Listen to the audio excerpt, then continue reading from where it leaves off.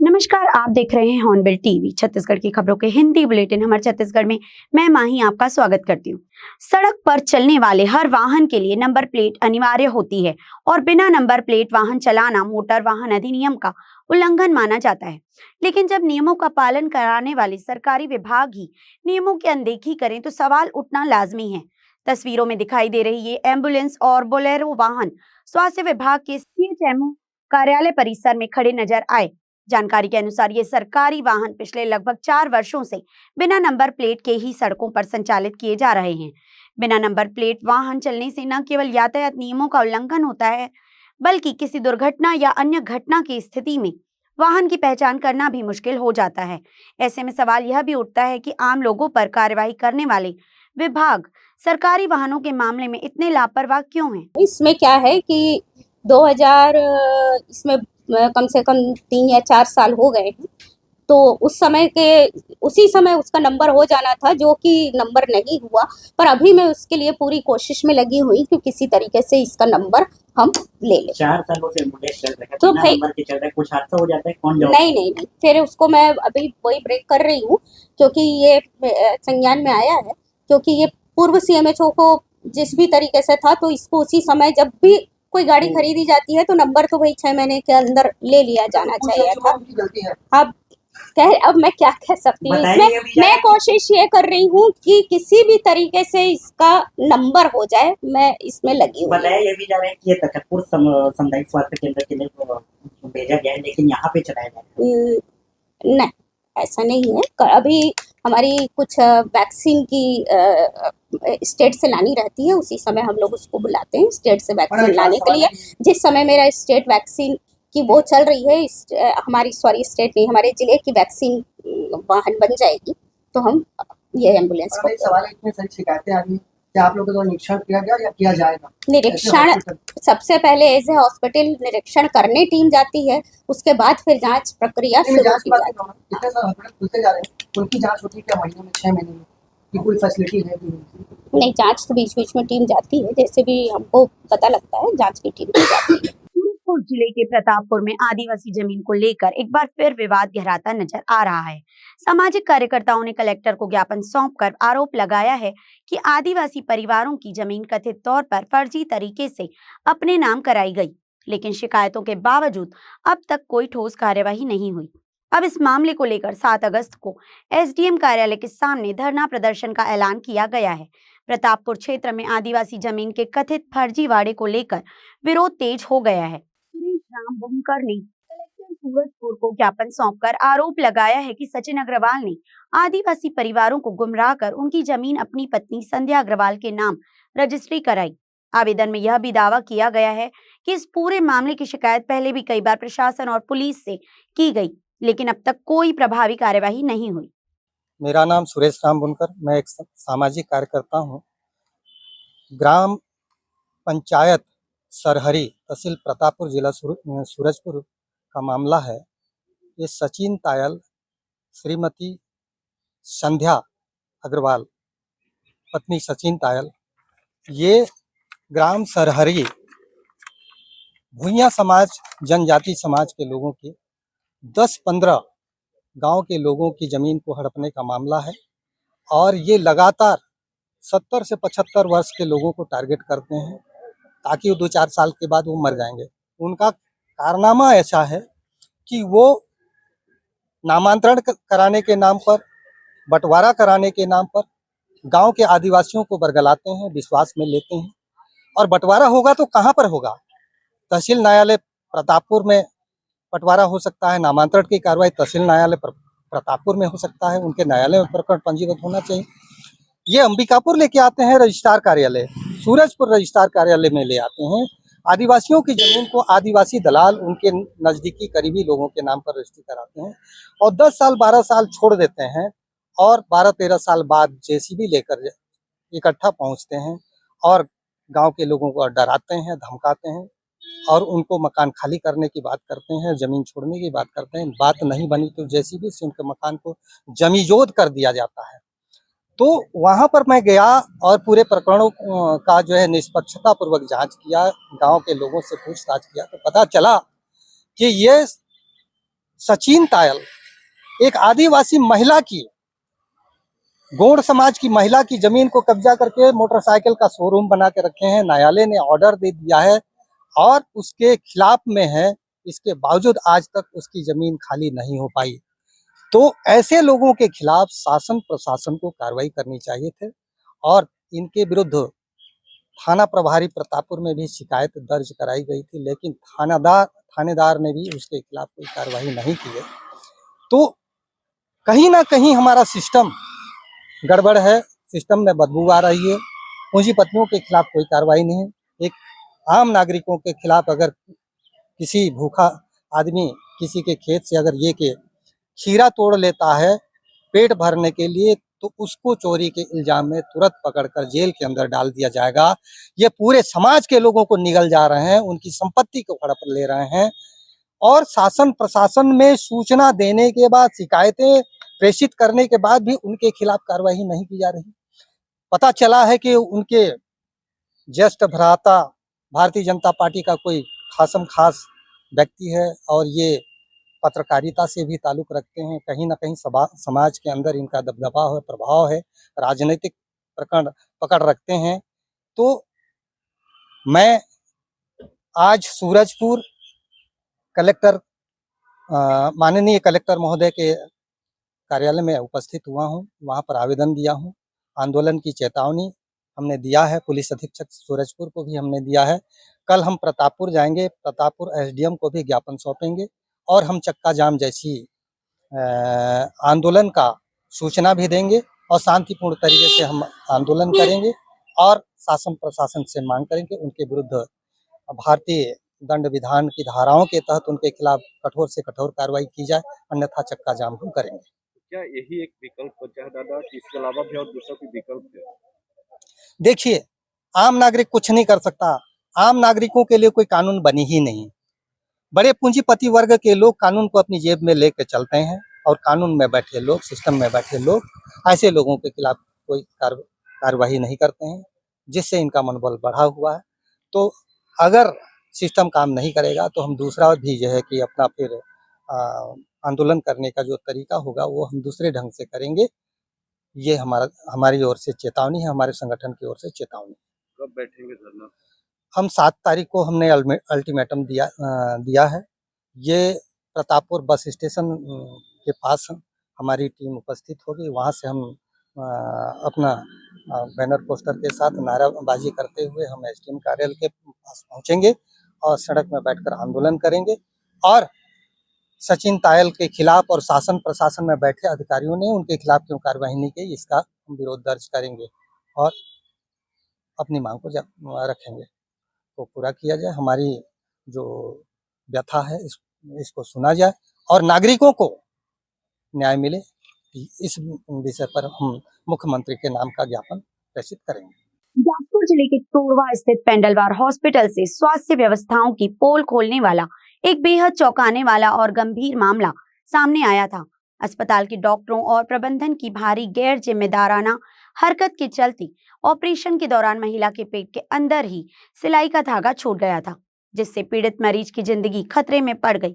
इस गंभीर चिकित्सीय चूक को लेकर एनएसयूआई नेताओं द्वारा मुख्य चिकित्सा एवं स्वास्थ्य अधिकारी सीएमएचओ के समक्ष लिखित शिकायत दर्ज कराई गई थी, जिसके बाद स्वास्थ्य विभाग ने मामले की गहन जांच शुरू कर दी है। जो भी गलतफहमियां चल रही हैं, वो मरीज ने क्या चीजें समझी हैं मैं नहीं बता सकती हूँ। जो धागे का हल्ला चल रहा है, तो वो सर्जिकल सूचर्स हैं जिससे हम हर ऑपरेशन की सिलाई करते हैं और अपोलो में मरीज की किसी भी प्रकार की सर्जरी नहीं की गई है।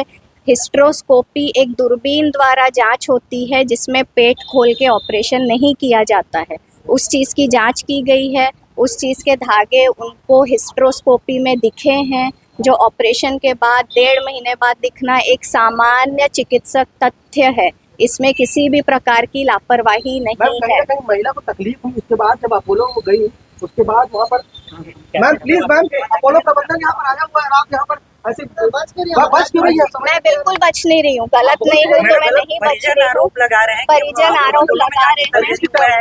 अरे सर्जरी नहीं हुई है, किसी भी प्रकार की अब मरीज की सर्जरी तबीयत क्यों बिगड़ी? अपोलो में नहीं हुई है। आपके द्वारा मरीज को ऑपरेशन किया यूरिन गया था? नहीं, देखिए हर चीजें ऑपरेशन से कनेक्टेड होती हैं, ऐसा नहीं होता है।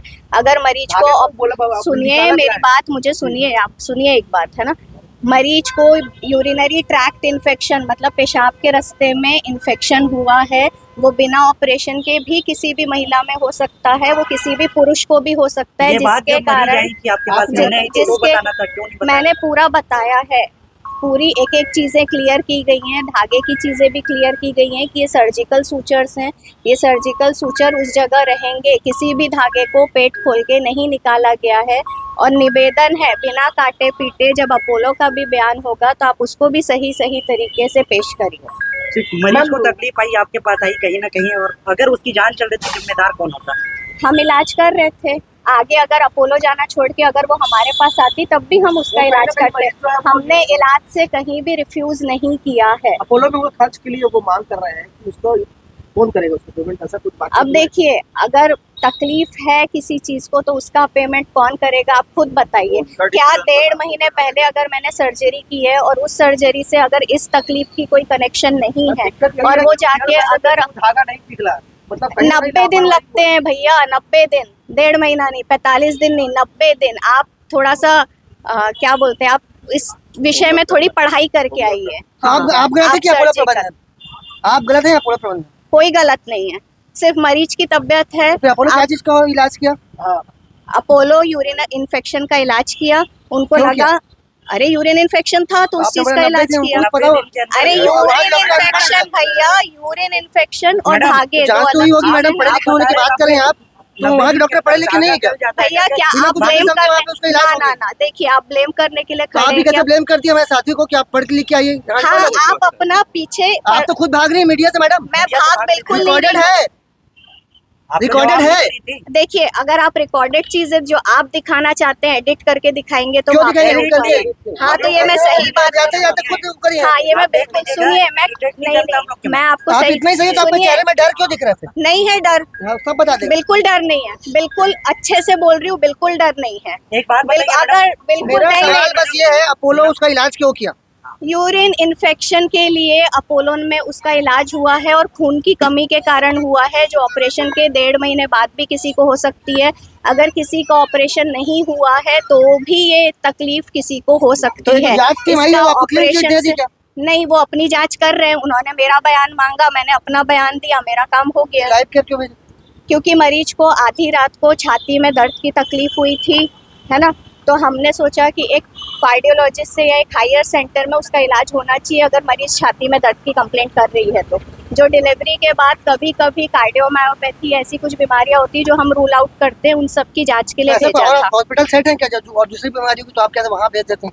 हाँ, देखिए मेरे को भी दूसरे अस्पताल में गायनी इलाज के लिए बुलाया जाता है। अगर हमको हार्ट या लंग्स की कोई तकलीफ लगती तो हम उसके तो इतनी एक्सपर्ट बड़ी से चूक होगी तो पूछते आपको हैं। क्या है कोई बुलाएगा? बयान पंडलवार का हुआ था और आज मैंने पूरी जांच टीम जो हमारी गायनेकोलॉजिस्ट है और करके एक जांच टीम एक गठित की है, जिसके तहत अभी अपोलो से भी बयान लिया जा रहा है और जो अपने पेशेंट हैं उनका जो शिकायत आया था उनका भी बयान लिया जा रहा है। तो अभी कुछ निष्कर्ष सामने नहीं आया है, जैसे ही जांच कंप्लीट होती है और इसमें अभी बीच में एक आध अस्पताल और बीच में आया है तो उनको भी बुलाया जाएगा, तो पूरी जांच होने के बाद ही मैं कुछ इसमें मैडम, जांच कब बता तक चलती पाऊंगी। हाँ, है? ये जांच कब तक चलती है? जांच तो इतने सारे रोज आते हैं जांच, भाई हर अस्पताल के जांच आते हैं तो एक एक दो दो को रोज ऐसे लिया जाता है।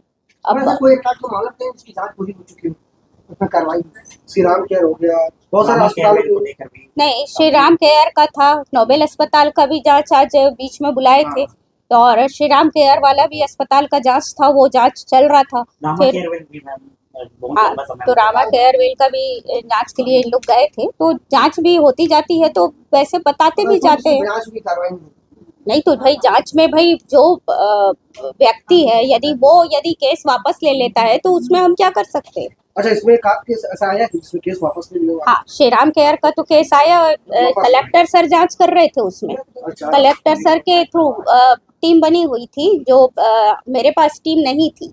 जो श्रीराम केयर का था वो मेरे यहाँ से जांच नहीं हो रहा था, उच्च स्तर से जांच हो रहा था जिसमें सिम्स की टीम गठित की गई थी। और कई बार जो हमारे पास उपलब्ध विशेषज्ञ नहीं होते हैं तो उसके अनुसार हम सिम्स से भी विशेषज्ञ लेके जांच कराते हैं। जो बड़ी जांच होती है उसमें स्पेशलिस्ट की जरूरत होती है, तो हम सिम्स से स्पेशलिस्ट लेते हैं, उसके बाद जांच कराते हैं। तो वो इस तरह से जांच हो रही थी, फिर बीच में उन्होंने दिया जैसे भी, तो हमने अभी फिर भी वो जांच वहां से हो रही थी। मैडम, पेंडल और हॉस्पिटल पर बारकोड लोग को लेकर भी एक मामला सामने आ रहा है।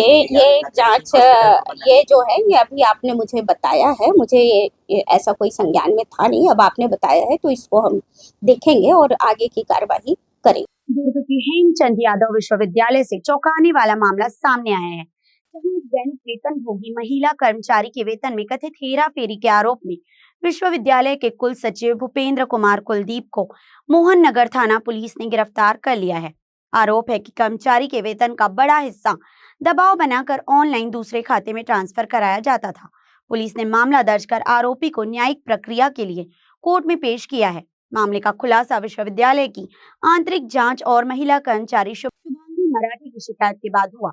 सीएसपी सत्य प्रकाश तिवारी के मुताबिक शुभांगी विश्वविद्यालय में अर्धकुशल दैनिक वेतन भोगी कर्मचारी है और कुल सचिव के सरकारी निवास पर भोजन बनाने का काम भी करती थी। विश्वविद्यालय दुर्ग के जो टीम है विश्वविद्यालय की, उनकी एक रिपोर्ट प्राप्त हुई थी। उस रिपोर्ट में जो कुल सचिव है भूपेंद्र कुलदीप, उनके विरुद्ध एक डेली वेजेस महिला है, उस महिला के जो रकम प्राप्त हुआ था उसको मेहनताना, उस मेहनताना में से बैंक से कुछ राशि जो है निकाल करके और उसको अपने पुत्र के खाते में ट्रांसफर कराने के संबंध में एक जांच किया गया था। और उस जांच को सही पाए जाने पर उसमें आपराधिक प्रकरण कायम करने हेतु मोहन नगर थाने को प्राप्त हुआ था शिकायत पत्र।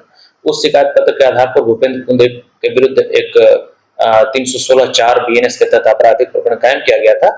और आज उस प्रकरण में भूपेंद्र कुलदीप के विरुद्ध पर्याप्त साक्ष्य पाए जाने पर उनको बुलाया जा करके विधिवत कार्रवाई की गई और उसमें विधिवत उनको धारा 35(2) का जो नोटिस होता है BNSS का, वो दिया गया है उनको। और प्रकरण में अभी विवेचना जारी है। प्रकरण में विवेचना पूर्ण होने पश्चात अभियोग पत्र माननीय न्यायालय को प्रस्तुत किया जाएगा। शहर के व्यस्त अनुपमा चौक के पास स्थित सूरज मार्केटिंग में सोमवार देर रात अचानक आग लगने से इलाके में अफरा तफरी मच गई। आग लगने की सूचना मिलते ही दमकल विभाग की 3 गाड़ियां तत्काल घटनास्थल पर पहुंची और आग पर काबू पाने के लिए राहत एवं बचाव कार्य शुरू कर दिया। दमकल विभाग की टीम दुकान का शटर तोड़कर अंदर पहुंचने और आग बुझाने का प्रयास कर रही है। मौके पर पुलिस और प्रशासन के वरिष्ठ अधिकारी भी मौजूद हैं तथा पूरे अभियान की निगरानी कर रहे हैं। आग पर जल्द से जल्द नियंत्रण पाने के लिए दुकान के पिछले हिस्से में रास्ता बनाने का प्रयास किया जा रहा है ताकि दमकल कर्मी सुरक्षित तरीके से अंदर तक पहुंचकर आग बुझा सकें। फिलहाल आग लगने के कारणों का पता नहीं चल पाया है। घटना में हुए नुकसान का भी अभी आकलन नहीं हो सका है। दमकल विभाग और प्रशासन की टीम समय रहते आग को बुझाने पर पूरी तरह काबू पा लिया है।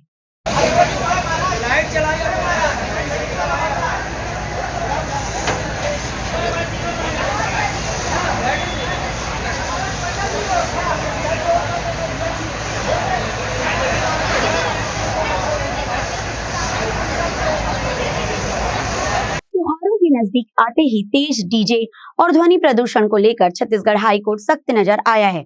स्वतः संज्ञान जनहित याचिका पर सुनवाई करते हुए कोर्ट ने साफ कहा कि त्योहारों के दौरान तेज आवाज वाले डीजे और ध्वनि विस्तारक यंत्रों पर प्रभावी नियंत्रण सुनिश्चित किया जाए। सुनवाई के दौरान राज्य शासन ने अदालत को बताया कि छत्तीसगढ़ कोलाहल नियंत्रण अधिनियम 1985 में व्यापक संशोधन किए जा रहे हैं और नए कानून का ड्राफ्ट अंतिम चरण में पहुंच चुका है। सरकार ने स्वीकार किया कि मौजूदा कानून ध्वनि प्रदूषण पर प्रभावी रोक लगाने के लिए पर्याप्त नहीं है, इसलिए इसे और सख्त बनाया जा रहा है।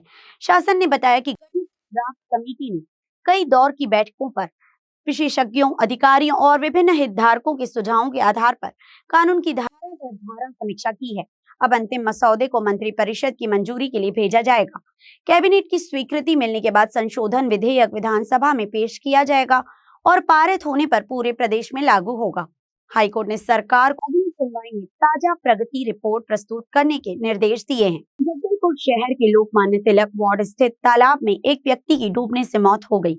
मृतक की पहचान मनोज नाग पिता लछिंदर नाग के रूप में हुई है। परिजनों से मिली जानकारी के अनुसार मनोज नाग घर से हाथ पैर धोने की बात कहकर निकला था। काफी देर तक वापस नहीं लौटने पर उसकी तलाश की गई, जिसके बाद तालाब में डूबे होने की जानकारी मिली।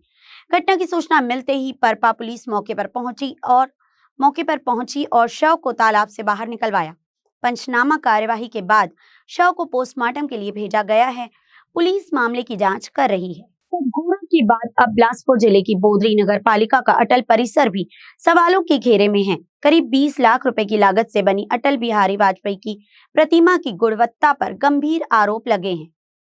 प्रतिमा की परत उखड़ने के बाद निर्माण कार्य में कथित वित्तीय अनियमितता और लापरवाही को लेकर शिकायतें तेज हो गई हैं। आइए देखते हैं पूरी रिपोर्ट।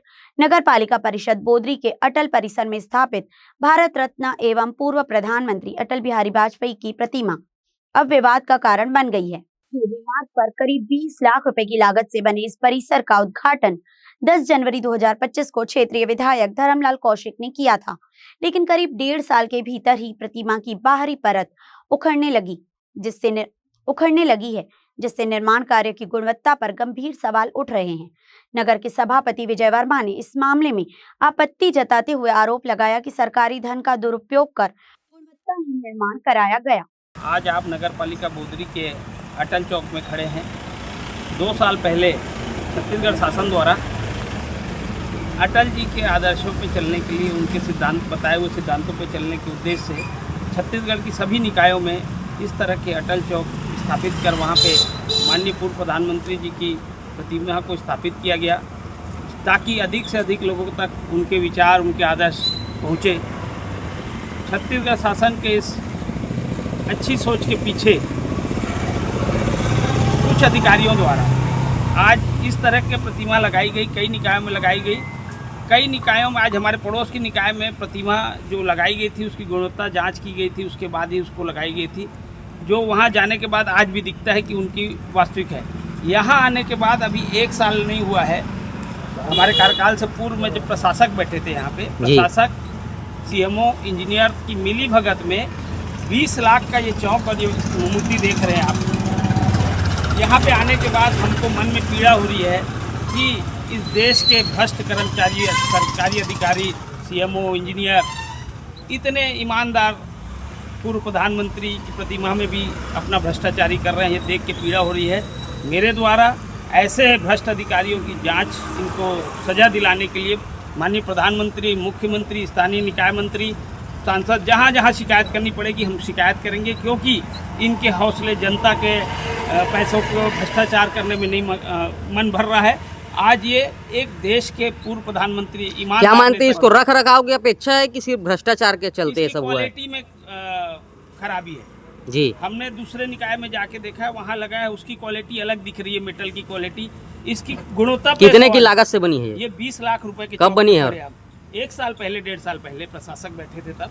क्या चाह रहे हैं आप इसमें? हम इस पे चाह रहे हैं कि ऐसे भ्रष्ट अधिकारियों के ऊपर कार्रवाई हो, इसकी जांच कराई जाए और उपयुक्त जिस गुणवत्ता की मूर्ति होना चाहिए वैसी मूर्ति हमारे पूर्व प्रधानमंत्री रणनीति क्या अगर ऐसा कुछ कार्रवाई में तो आगे आप लोग आगे सत्ता शासन से शिकायत करेंगे और ऐसे महापुरुषों की मूर्ति में कम से कम भ्रष्टाचार ना हो, ऐसे अधिकारियों के ऊपर एक बार नकेल कसी जाएगी तो आने वाले समय में भी अधिकारी सोच समझ के। ठीक। मैं विजय वर्मा, नगर पालिका बोदरी सभापति। आज के बुलेटिन में बस इतना ही। मुझे दीजिए इजाजत। देखते रहिए हॉर्नबिल टीवी।